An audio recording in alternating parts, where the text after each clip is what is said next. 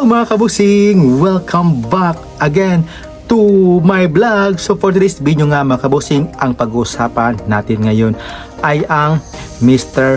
World 2024 na kung saan meron ng winners mga kabusing. Ayan ang ating alamin mga kabusing, at syempre pag-uusapan natin ngayon kung bakit siya ang nanalo. So enter muna tayo.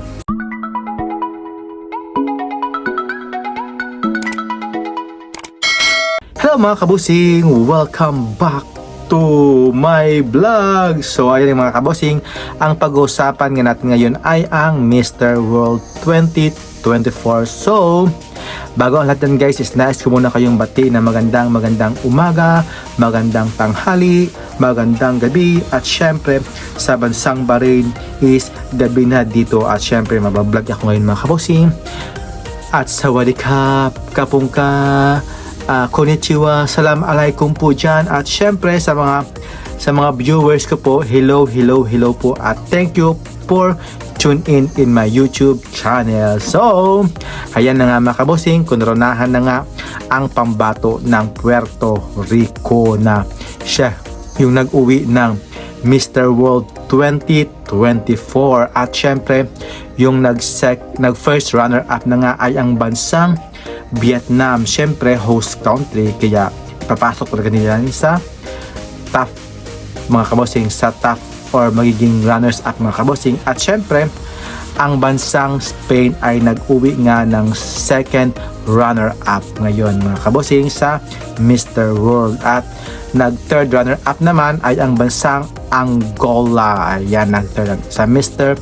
World 2024. So ngayon mga kabosing is mag-a-analyze tayo ngayon kung bakit siya kinoronahan bilang isang Mr.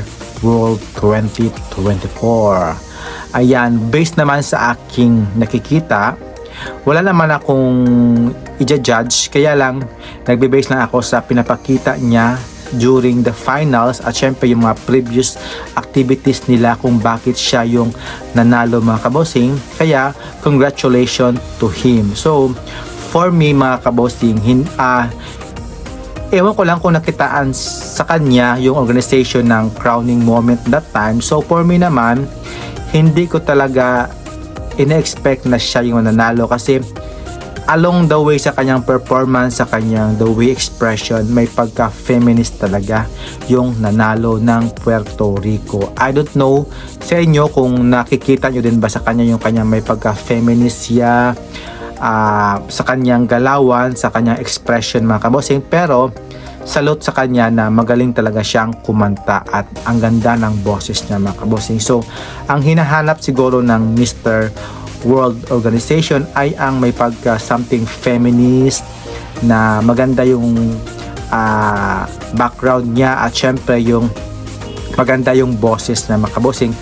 At saka si bansang Vietnam naman, I don't know kung bakit siya yung nag-last two standing with Puerto Rico. Siguro host country nga yan mga kabosing, kaya expect na natin talaga na sa kanila magra-runners up ang Vietnam, kasi sila yung host country. At syempre kay Spain naman, wala akong masabi doon, sobrang gwapo niya talaga, at ang ganda rin ng kanyang performance doon, at ang linis talaga, at ang very wholesome talaga siya mga kabosing when it comes sa stage mga kabosing, at very charming din nga mga kabosing ni Mr. Spain. At syempre yung si Mr. Angola na sobra ding deserve din niya talaga sa manalo as Africa region mga kabosing. So una pa lang nakita ko talaga siya makakapasok talaga or makapenetrate talaga sa finals or magra-runners up mga kabosing, kasi kahit black beauty siya mga kabosing, sobrang ganda rin ng kanyang itsura, at yung kanyang face mga kabosing, sobra din talagang deserve niya mga kabosing. Kita yun naman sa kanyang pictures dito, approve sa akin.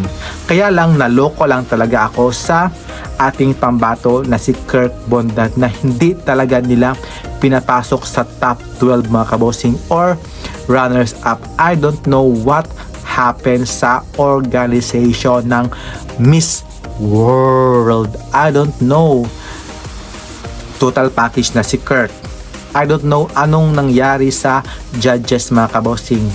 Parang may something mekos na ginaganap yung judges at yung organization. Syempre, si USA din hindi nakapasok sa top 12.